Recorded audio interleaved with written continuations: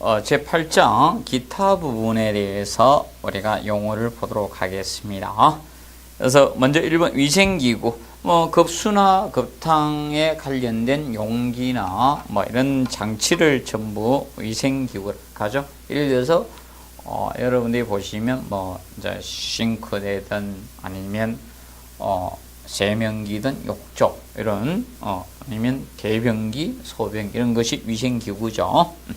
그리고 2번 유닛은 보통 이 단위화 시켜 놓은 것을 보통 유닛이라고 합니다. 일부 단위. 그래서 공업화를 하기 위해서는 이 단위가 조립을 하기 위해서는 일정한 모듈 단위를 만들어야 되죠. 그래서 그 단위를 유닛이라고 합니다. 그래서 제품을 규격하기 위해서는 이 단위를 필요하고 부분적인 단위가 필요한데 그 단위화 시켜 놓은 것을 유닛이라고 칭합니다.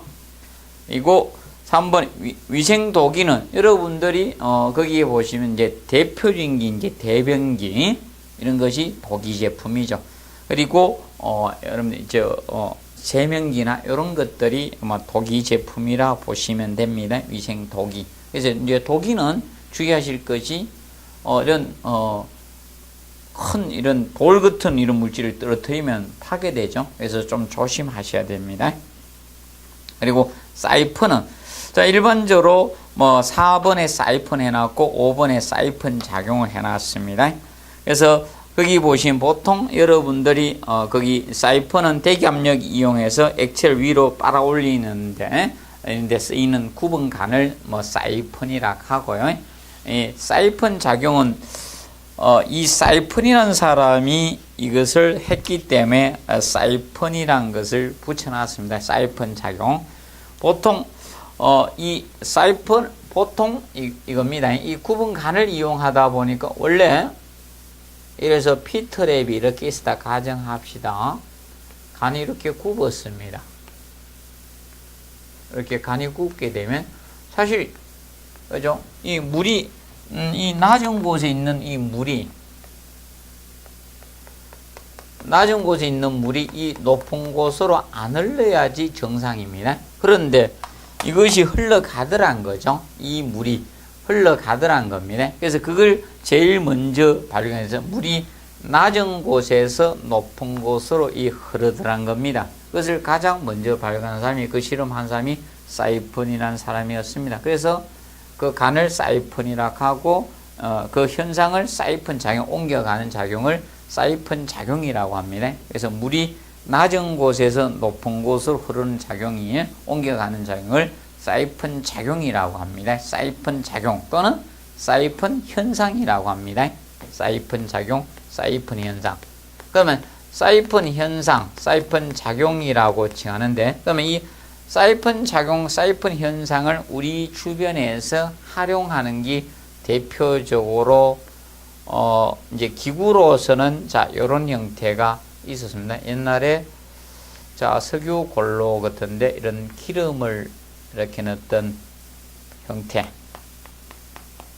이렇게 해가지고 이렇게 됐던 거 기억하실 겁니다. 그러면 요거 이렇게 폭폭 찼으면 이렇게 기름이 넘어갔죠. 그러면 여기 일반적으로 이걸 어느 정도 이렇게 차서 놓으면 이렇게 몇 번 이렇게 움직여서 꽉 차서 흐르게 되면요, 이걸 계속 할 필요가 없습니다. 그대로 사이펀 작용에 의해서 그대로 넘어갑니다. 그런데 우리는 계속 이렇게 했다는 겁니다. 그래서 이 사이펀 작용의 원리를 모르니까 그래서 그러면 나중에 여기 왜 뚜껑이 있느냐 이거죠. 나중에 쫙 했을 때 요걸 톡 돌면 요걸 돌리면 뚜껑을 열면 공기가 에어가 들어가잖아요. 그럼 양쪽으로 쫙 흘러내리죠. 그러면 싹 들어가고 흘러내면 되죠. 이런 형태로 하기 때문에 여기 있죠. 그래서 이 사이펀 작용 보시고, 그래서 이 사이펀 현상, 사이펀 작용이라고 합니다. 그럼 이걸 우리 주변에서 하려고 하면 이겁니다. 우리 수족관이 큰 것이 있다. 수족관 청소를 해야 돼. 수족관이 너무 커. 들고 무진장 이 수족관이 커가지고 이 수족관 청소를 하기 힘들더라. 그러면 이 사이펀 작용, 사이펀 현상을 이용하면 되죠. 그래서 이 호스를 갖다 여기에다 이렇게 물이 차 있으면 호스를 여기 이렇게 하나 여기에 담고 한쪽을 어디에 넣는가 하면 수도꼭지 끝부분에다가 딱 설치해가 물을 보냅니다. 그럼 물이 꽉 차서 올라가면 물이 나오면 탁 다루고 이 부분을 여기 한 분 계시고 여기 한 분 저기 복실에 한 분 계시면 됩니다.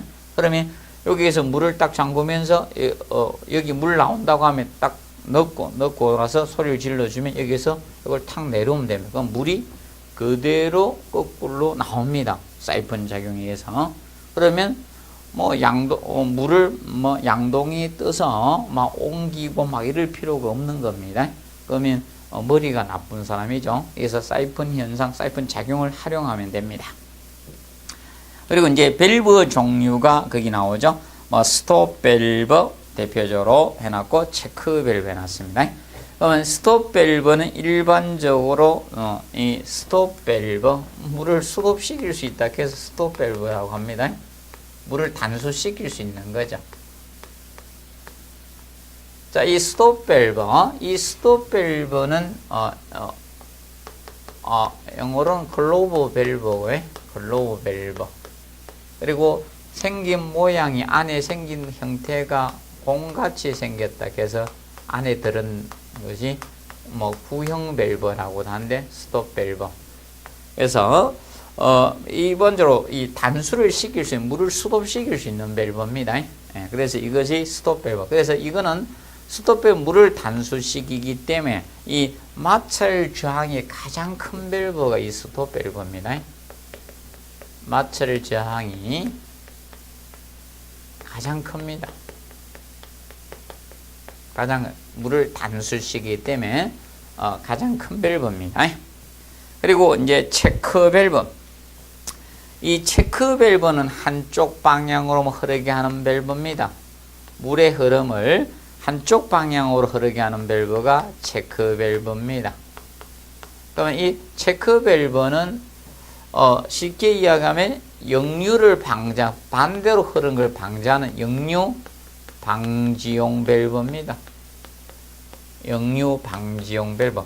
반대로 흐르는 것을 방지해주는 밸브가 바로 체크 밸브입니다. 체크 밸브.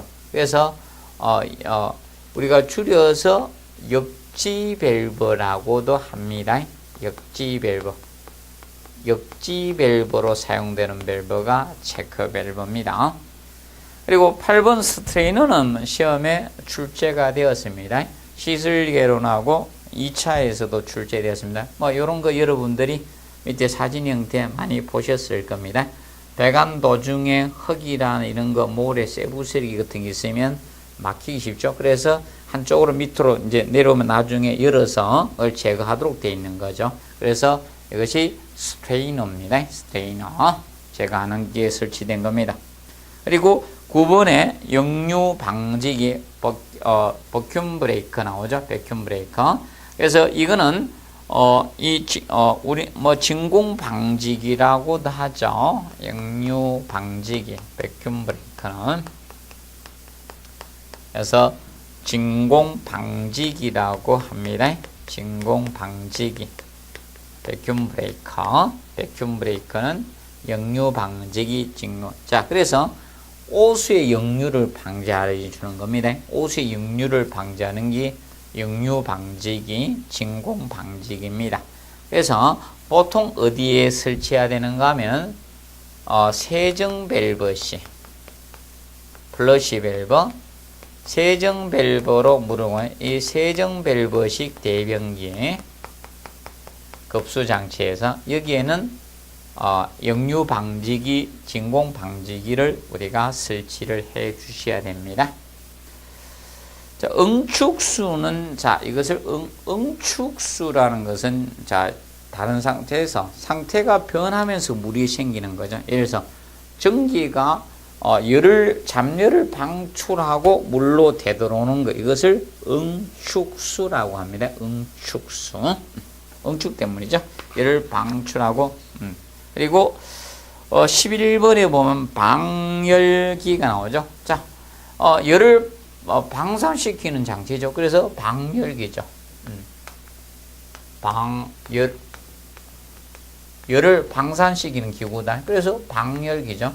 그러면 보통 라지에터라 하죠. 영어로 라지에터고 열을 방산시키는 기구죠. 예, 기기 장치를 정치해서 시행합니다. 그러면 이거 뭐 종류는 뭐 여러 가지가 있습니다. 이 방열기는 뭐 알루미늄재도 있고 뭐 추철재 종류는 뭐 다양합니다. 회사마다.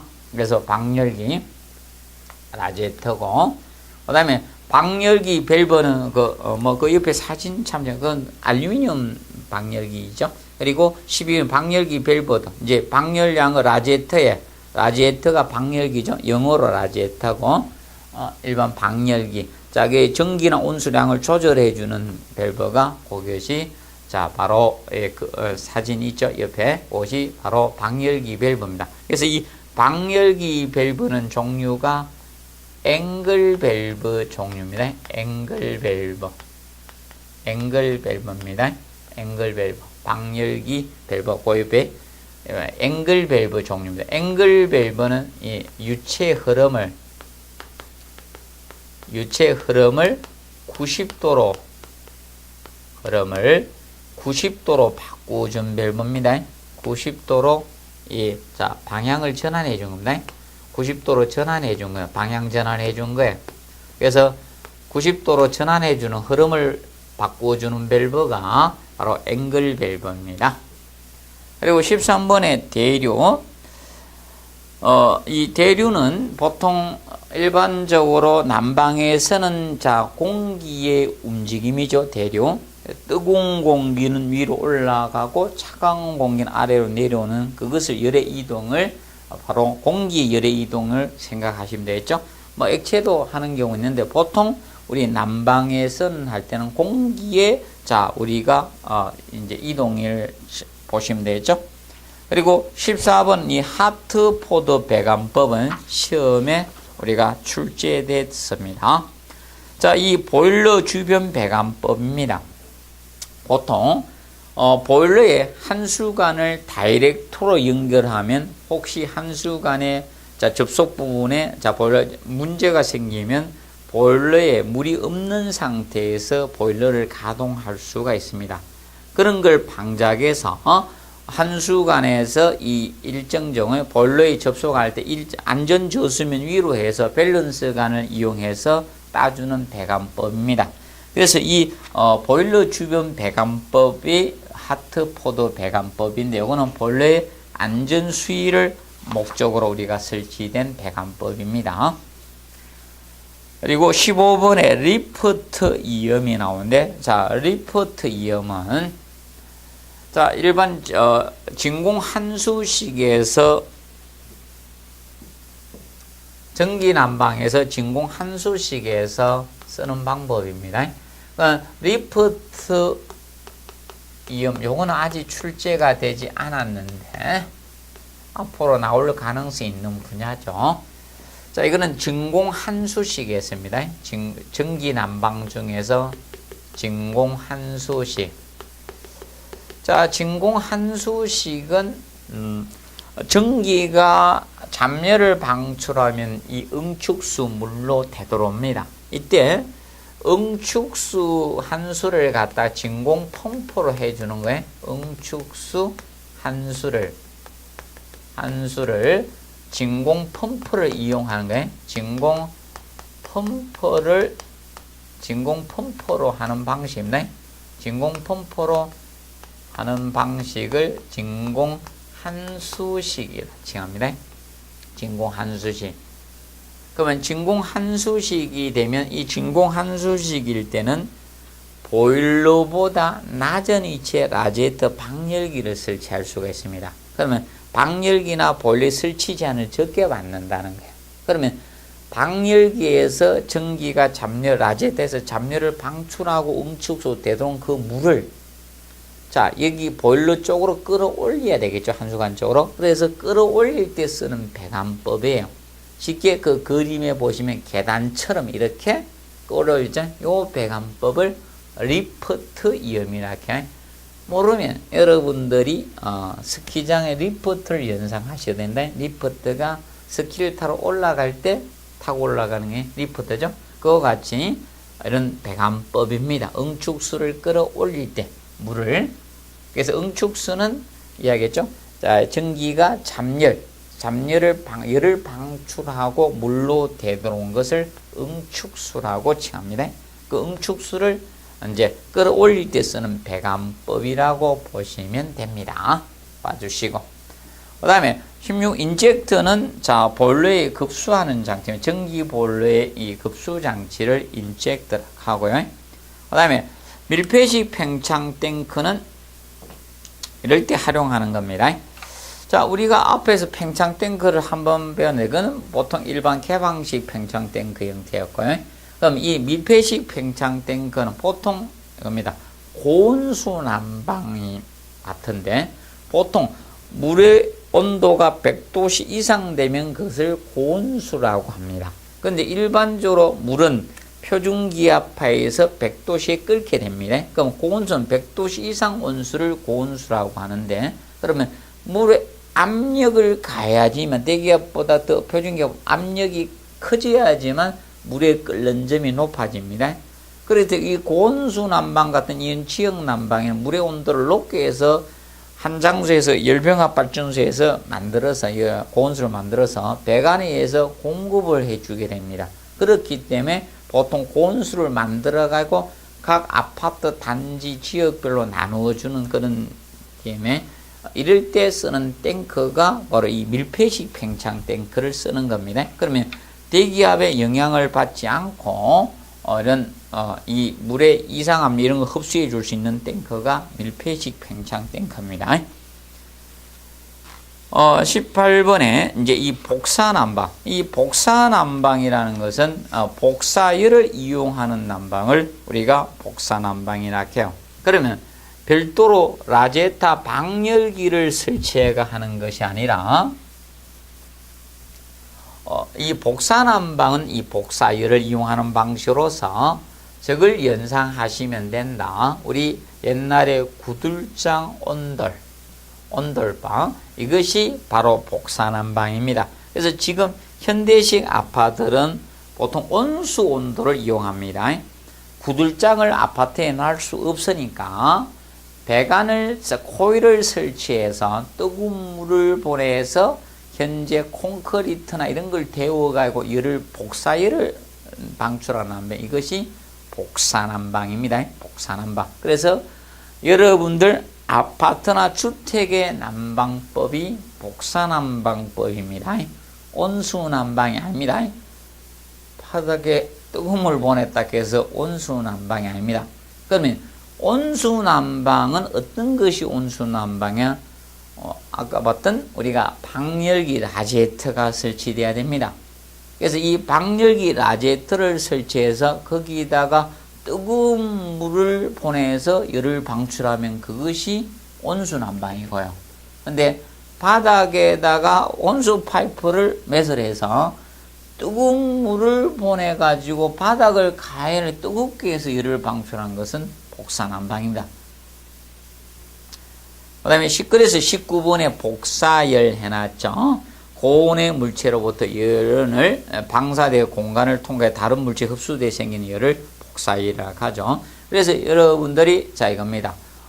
예를 들어서 이 부분을 복사열이라고 보시면 되겠죠. 겨울에 학교 시절에 난로가 있었습니다. 난로 표면 온도가 높아요. 그리고 여러분들 얼굴 표면보다 온도가 높으면 난로 가까이 있게 되면 그 난로 표면의 온도가 높기 때문에 거기 고온 물체로부터 열을 해서 공간을 통해서 여러분들 요 표면 온도를 높이죠. 그것이 바로 복사열입니다. 그런 열이 복사열. 그리고 20번에 드래프트 챔버 나오죠. 드래프트 챔버. 자, 보통 이런 실험실 같은 데서 유해가스가 발생했을 때 이런 것을 갖다가 보통 이 강제 환기를 실시하는 걸 보통 드래프트 챔버라고 합니다. 실험실에서 많이 쓰는 거예요. 이런. 그 다음에 이제 21번에 이제 단일 덕, 이제 덕덕.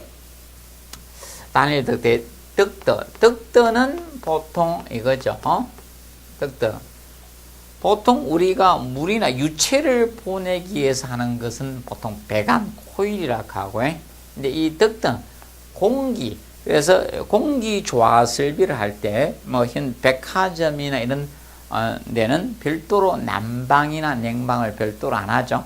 그러면 공조실에서, 공기 조화실에서 공기를 알맞게 만들어서 그 공기를 보내주는데 그 통로가 바로 덕트죠. 덕트를 통해서 공기를 보냅니다. 보통 물을 보내는 것은 배관이라고 하고 공기를 보내는 이것을 보통 덕트라고 하죠. 덕트. 근데 단일 덕트는 덕트가 하나다. 그래서 단일 덕트죠. 그럼 덕트가 두 개면 이중 덕트. 그래서 24번에 이중 덕트는 덕트가 두 개를 보낸다. 그러면 냉풍 덕트하고 온풍 덕트가 동시에 있는 겁니다. 그러면 사계절 봄, 여름, 가을, 겨울 항상 쉽게 냉풍하고 온풍을 만들어서 덕트로 보내서 각 실에서 혼합상자에서 냉온풍 혼합해서 하는 것이 이중 덕트고요. 그러면 단일 덕트 방식, 이제 덕트는 공기를 보낸 것이 덕트고요. 단일 덕트 방식은 덕트가 하나인 겁니다. 덕트가 한 개입니다. 덕트가 한 개라서 여름철은 냉풍 덕트로 활용하고 겨울에는 온풍을 보내는 거예요. 그래서 하나의 덕트 가지고 다 하는 것이 바로 단일 덕트 방식입니다. 그 다음에 그 단일 덕트는 22번하고 23번 정풍량 방식과 가변풍량 방식이 나오는데, 그러면 정풍량과 가변풍량 방식은, 정풍량은 송풍량이 일정하다는 거죠. 이 송풍량이 일정한 거죠. 그래서 정풍량이랑 항상 송풍량이 일정한 것이 정풍량입니다. 근데 이 가변풍량 방식, 뭐 가변풍량이라고도 하고요, 변풍량이라고도 합니다. 가짜를 뺄 수도 있습니다. 그러면 가변풍량이라는 것은 이 부하에 따라서 이 송풍량이 변하는 거예요. 부하에 따라 송풍량이 변하는 거예요. 송풍량에 변화를 주는 거예요. 변화가 발생하는 겁니다. 그래서 이걸 가변풍량 또는 변풍량이라고도 칭합니다.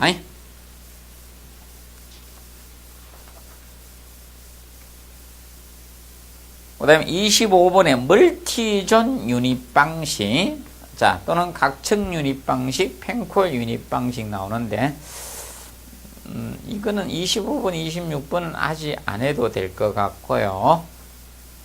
아직 시험이 여기에 갔습니다. 가변풍량은 시험에 갔고, 혹시는 이제 나올 수 있는 정풍량 개념은 조금 정리해야 될 거예요. 그리고 27번에 보면 펜콜 유닛 방식, 이거는 이제 앞으로 공부하셔야 될 것 같습니다. 펜콜 유닛 방식. 이 펜콜 유닛 방식은 유닛은 단위하신 걸 유닛이라 했죠. 펜이 송풍기고 코일이 배관 아닙니까? 배관. 그래서 펜콜 유닛, 그래서 소형 공조기마다 이 송풍기하고 배관, 코일을 갖춘 이 소형 공조기를 각실 단위로, 유닛이 단위잖아요. 요 갖춘 단위 공조기를 각실마다 설치해서 하는 방식. 그래서 펜콜 유닛이라고 합니다. 펜콜 유닛. 그래서 송풍기가 펜이고 코일을 배치해서 펜콜 유닛. 그래서 이 펜콜 유닛 방식은 이 각실에 이 소형 공조기를 하나 이상씩 설치하는 거예요. 소형 공조기를 설치해 놓았습니다. 각실마다 조그맣은 공조기를 설치해 놓고, 어딘가 이 기계실에서, 중앙 기계실에서 기계실에서 이 배관을 통해서 온수나 겨울에는 온수 보내고 여름에는 냉수 보내는 거예요. 냉수를 보내서 여기 보내주면 이제 코일에다 여름엔 냉수가 가게 조금 뒤에서 송풍기 팬이 돌아서 차가운 바람이 나오는 거예요. 그래서 간혹가다 창문 아래 같은 데 이렇게 설치하면 완전 시원한 바람 나오는 게 바로 이겁니다. 펜코일 유닛 방식입니다. 그러면 보통 일반적으로 이 창문이 있는 건물들, 창문이 있는데 공조 설비가 되어 있다. 그럼 거의 펜코일 유닛 방식이라 보시면 돼요. 특히 실이 많은 건물들, 여기에 보통 공조 방식이 펜코일 유닛 방식입니다. 그래서 얘는 물을 갖다 공급해서 공조를 하거든요. 그래서 이거는 물을 전부 열 매체를 이용한다 해서 물 숫자 써서 전부 물을 이용한다 해서 전수 방식에 해당이 됩니다. 얘는 공기를 이용하는 방식이 아니라 물을 전부 이용합니다. 열 매체를 이용해서 여름철은 냉수고 겨울철 온수를 활용해서 한다 해서 전수 방식에 해당되는 방식이 펜코일 유닛 방식입니다. 그리고 28번에 균형추가 나오죠. 균형추, 카운터웨이터, 균형추. 자, 여러분들 균형추는 투명 엘리베이터 같은 거 이렇게 보시면 유리로 된 엘리베이터 이런 거 보시면 자, 엘리베이터가 올라가면 반대편에 이렇게 추가 내려오죠. 그 균형추입니다. 그러면 건상기의 부하를 가볍게 하고자 건상기는 엘리베이터 구동 움직이는 데 필요한 관련 장치들을 건상기라고 합니다. 건상기. 그냥 자, 엘리베이터가 전동에 돌아서 로프를 그대로 끌어올려면요 굉장히 부하가 에너지가 많이 소비가 될 수밖에 없죠. 그래서 반대편에 이 추를 해서 이렇게 올라갈 때 추가 내려오고 그러면 이 부하를 줄여줄 수 있겠죠. 그걸 목적으로 쓰는 게 균형추, 영어로 counterweight라고 합니다. 그리고 조속기는 엘리베이터가 전격 속도보다 빨라졌을 때 가동하는 것이 바로 조속기고, 근데 이 조속기의 고장을 대비해서 두는 것이 바로 비상정지장치입니다. 그래서 이 비상정지장치는 조속기가 가동됐는데도 속도가 더 증가되죠. 그때 엘리베이터의 이 카에 장착된 브레이크가 레일을 잡아서 정지시행의 비상. 그래서 29번 조속기하고 30번의 비상정지장치, 얘들이 바로 가속에 대한, 승강기 가속에 대한 안전장치입니다. 가속에 대한 안전장치가 됩니다. 가속에 대한 안전장치입니다. 이것이 조속기입니다. 조속기하고 비상정지장치입니다. 그 다음에 슬롯다운 스위치, 스토핑 스위치는 자 바로 엘리베이터가 최종 계층, 최하층이나 최상층에 도달되면 더 이상 운행하지 않고 엘리베이터를 갖다가 정지시키는 장치가 자동으로 정지시키는 게 바로 슬롯다운 스위치, 스토핑 스위치가 됩니다. 그리고 리밋 스위치. 리밋 스위치는 이겁니다. 리밋 스위치는 자, 이 스토핑 스위치가 가동이 안 될 수가 있죠. 이 자동으로 정지를 시켰네. 이걸 고장을 대비해서 리밋 스위치를 해 놓은 겁니다. 그래서 리밋 스위치는 그래서 최종 계층, 최하층이나 최상층에 더 이상 엘리베이터를 가동하지 않도록 하기 위해 설치된 것이 31번하고 32번 스위치입니다. 그리고 33번의 완충기. 자, 완충기는 일반적으로 이거죠. 자, 엘리베이터가 밑으로 하강을 할 때, 우리가 조속기라든지 비상정지장치에서 속도가 감속을 시켜야 되는데, 이게 안 됐다는 거죠. 그러면 밑바닥하고 충돌할 수가 있겠죠. 그걸 방지하기 위해서 밑에 설치한 것이 완충기입니다. 그래서 완충기는 스프링 형식으로 되어 있는 경우도 있고요. 아니면 유압식 형태, 이런 형태가 있습니다. 그리고 34번에 홈 게이트웨이. 자, 홈 게이트웨이는 홈 네트워크 설비 중에 홈 네트워크 설비가 여러분들 가정 내에 이런 뭐 TV나 이런 전자제품이나 난방제나 가스나 이런 밸브제, 이런 조명제 이런 걸 하기 위해서 홈 네트워크 설비를 하죠. 홈 네트워크 설비는 언제 어디서나 여러분들의 가정에 이런 기기들을 전자기기 이런 것을 제어할 수 있는 설비가 홈 네트워크 설비인데, 그러면 그 홈 네트워크 설비를 하기 위해서는 바로 이거죠. 망들이 필요할 건데, 그러면 세대도 상호 기기를 망을 연결해 놔야지만 운행할 수 있죠. 그러면 세대도 망을 구성해 놨을 거고 단지망도 있는데, 그 단지망하고 세대망을 상호 접속해 주는 장치가 바로 홈 게이트웨이입니다. 홈 게이트웨이고, 그다음에 월패드가 여러분 세대 내 홈 네트워크 시스템을 제어할 수 있는 기기죠. 그래서 터치 스크린으로 되어 있죠. 우리 스마트폰과 같이 터치로 우리가 움직일 제어할 수 있는 것이 월패드입니다. 월패드는 설치된 분들은 지금 현재 인터폰이 없다라고 보시면 되죠. 거기에서 인터폰 역할을 같이 하니까 인터폰이 있는 집들은 월패드가 설치가 안 된 거고요.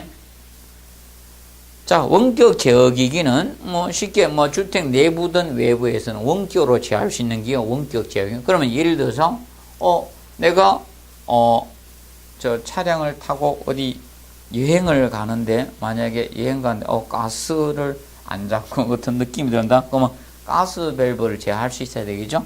아니면 집에 사람이 있는 것처럼 꾸미기 위해서 조명을 켰다 껐다 해야 되겠다. 그런 조명을 제어하는 거라든지, 또는 난방.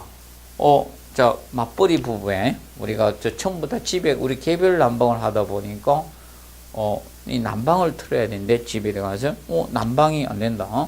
그러면 난방을 제어할 수 있죠. 이런 것이 원격 제어기고, 감지기는 뭐 예를 들어서 뭐 가스가 누설된다든지, 아니 외부에서 도선생이 침입을 한다, 이런 것을 감지하는 게 감지기들이 있고요. 그 다음에 38번의 주항. 도체의 전류 흐름을 방해하는 것이 저항이, 전류가 못 들어오는 게 저항이죠. 저항이고, 그 다음에 전력에 대해서 나왔고, 뭐 이게 전류가 단위 시간당, 자, 우리가 일의 양을 우리가 전력이라 하죠. 전력. 그리고 역률은, 자, 일반적으로 역률이라는 것은 이것을 역률이라 하죠. 보통 직류는 전압과 전류의 위상 차이가 발생하지 않습니다. 그런데 이 교류 전류의 경우, 자, 이 교류는, 자, 이 보통 주기적으로 이 위상의 차이겠죠. 이 전압과 전류 위상 차이가 생기는데 그것을 역률이라고 합니다. 교류 전류는 전압과 전류 사이에 위상 차이, 주기 차이가 생깁니다. 그것을 역률이라고 합니다. 역률. 그래서 보통 이 역률은 역률 개선 장치가 역률을 개선해 주는 장치를 쓰는데, 교류 전류의 경우는 역률 개선 장치가 콘덴서입니다. 콘덴서란 부품을 써요. 콘덴서란 부품을 쓰고요. 자, 분전반 41번 분전반 패널 보드가 나오는데, 자, 분전반 패널 보드는 여러분들이 일반적으로, 자, 여기에 뭐 차단기라든지 옛날엔 퓨즈도 들어있을 거고, 안전하게 사용하기 위해서 여기 뭐 여러 가지를 집중화시키는 게 분전반 패널 보드입니다. 그래서 여러분들 보통 이런 박스 형태로 되어 있을 겁니다. 분전반 패널 보드가 뭐 주택용 분전반은 좀 보기 좋게 되어 있죠. 이렇게 해서 아파트 같은데 주던데 플라스틱으로 이렇게 이쁘장하게 좀 해놨습니다. 그럼 요 안에 누전 차단기라든지, 또는 뭐 여기 이제 배선용 차단기가 해로가 이렇게 있습니다. 서킷 브레이크가 딱 설치되어 있죠. 그래서 그렇게 되고, 이제 큰 분전반은 뭐 주 차단기부터 해서 각 회로에 분기 회로의 차단기들이 안에 많이 들어있죠. 최근에는 그것이 분전반이고, 그다음에 분기 회로는 분기회로는 쉽게 이 분전반에서 이제 이 나누어지는 거죠. 그럼 보통 전기가 되는가 하면 대규모 건물은 자, 이 지하에 보면 전기를 분배해주는 배전반이 있고요. 그리고 각 층에 이제 분전반 패널보드가 설치가 됩니다. 분전반. 그러면 이 배전반에서 분전반에 이르는데 무엇을 따주는가 하면 배선이 가겠죠. 이것이 이제 간선이라고 해요. 간선. 배선을 간선이라고 하고, 그러면 이 분전반에서, 그러면 이 분전반이 많을 거 아닙니까? 이제 간선을 이렇게 나가는 거예요. 이 전선을 간선이라고 하고, 그러면 분전반에서 여러분 전등을 켠다, 또는 콘센트가 있다, 또는 우리 집의 모다를 돌린다. 그러면 여기에서 분전반에서 자, 이런 전등이나 이런 건 배선을 나가야 되겠죠. 이것이 이 전선이 분기회로인 겁니다. 분기회로. 그럼 여기 콘센트가 있었다. 콘센트. 그러면 전선 나가겠죠. 이것이 분기회로예요. 전선입니다. 전류 흐르는 선이 전선이 전기회로인데 여기서 분전반에서 이제 전선이 회로가 따나간다. 그래서 분기회로라고 칭합니다. 분기회로. 알아두시고. 그 다음에 변전실은 보통 여러분들 이거죠. 예를 들어서 이겁니다. 우리가 고압의 전압 전류가 온 것을 그대로 과정에다가 공급해주면 큰일 납니다. 그래서 먼 거리를 보내기 위해서 고압 전류로 보내지만 세게 해야지. 자, 전압이 낮으면요 손실이 많아집니다. 그래서 고압 전류로 보내는데, 자, 전압 전류로 보내. 이것을 우리가 사용 전압 전류로 바꿔주는 게 뭐다? 변압기입니까? 그 실이 변전실입니다. 낮춰주는 거. 그 다음에 44번 이제 차단기 서킷 브레이커. 자, 이 일정 이 기준을 잡아서 그거 이상의 전류나 이런 가전압이 걸렸을 때 회로를 차단시켜 주는 거죠. 그래서 이것이 차단기 서킷 브레이커. 보통 서킷 브레이커를 갖다가 퓨즈가 없다 해서 노 퓨즈 브레이크라고 돼. NFB라고 돼. 노 퓨즈가 없다. 브레이크라고도 하죠. 노 퓨즈 브레이커. 그래서 NF 퓨즈가 없네. B NFB라고도 합니다. 노 퓨즈. 그다음에 달로기는 일반적으로 이거는 부하 전류를 개폐할 수는 없고, 달로기는 꼭 그리면 되네. 이 달로기는 기기 점검이나 이런 수리의 경우 회로를 분리시키기 위해서 하는데, 이거는 부하 전류, 가부하가 걸려서 차단기처럼 내려오는 거예요. 이거는 부하 전류 개폐는 안 됩니다. 이거는 무부하로, 부하가 안 걸려 인위적으로 내려 무부하로 개폐할 수 있는 거죠. 개폐가 되는 것이 바로 이 달로기예요. 달로기. 개념 보시고, 그래서 지금까지 용어가 되어 있는 부분은 다루었습니다. 그래서 이제 이 차단기 개념에 대해서 44번 차단기는 조금 더 추가적으로 해주면, 이 차단기는 보통 가정에 사용하는 차단기가 바로 저압 차단기입니다. 가정, 아파트 세대 내에서 사용하는 거 차단기가. 그래서 보통 저압 차단기가 씁니다. 저압 차단기를 쓰는데, 그러면 여러분들 가정에서는 저압 차단기가 바로 이거죠. 누전 차단기하고 이 배선용 차단기, 이게 저압 차단기, 배선용 차단기, 이걸 쓰는 거예요. 가정에 쓰는 게. 그래서 아파트에 보시면 어떤 한글로 딱 써놨어요. 누전 차단기. 그것이 저압용 차단기입니다. 그러면 저합이나 이런 것을 고합을 구분할 때 직류와 교류가 약간 차이가 있는데 직류는 600볼테지야. 아니, 교류는 600볼테, 직류는 750볼테지 이하를 저합이라고 합니다. 그러면 가정에 사용하고 있는 것이 압력이 얼마 되는가? 보통 여러분들 가정에 전압이 공급되고 있는 게 바로 220볼테지가 공급되고 있습니다. 그리고 아파트 밑에서 이제 지하에서 이런 펌프 돌리거나 이런 것은 380볼테지 쓰고 있습니다. 그래서 현재적으로 가정에 사용되는 전압이 220볼테지니까 바로 교류 600볼테 이하가 되니까 저합이 됩니다. 그래서 가정에 사용하는 것이 바로 저합 차단기를 쓰고 있는 겁니다. 아파트 내에서는 이렇게 알아두시면 되겠습니다.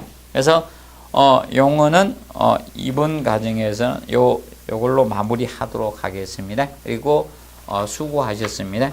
그리고 이제 기초 강의 입문서 과정에서는 기본적인 용어 위주로 우리가 잘 정리를 했습니다. 그래서 이 시설개로는 이 용어를 알면 어느 정도 먹고 들어가기 때문에 공부하는 데 도움이 되기 때문에 입문 과정에서 용어 위주로 정리를 했습니다. 자, 지금까지 수고하셨습니다.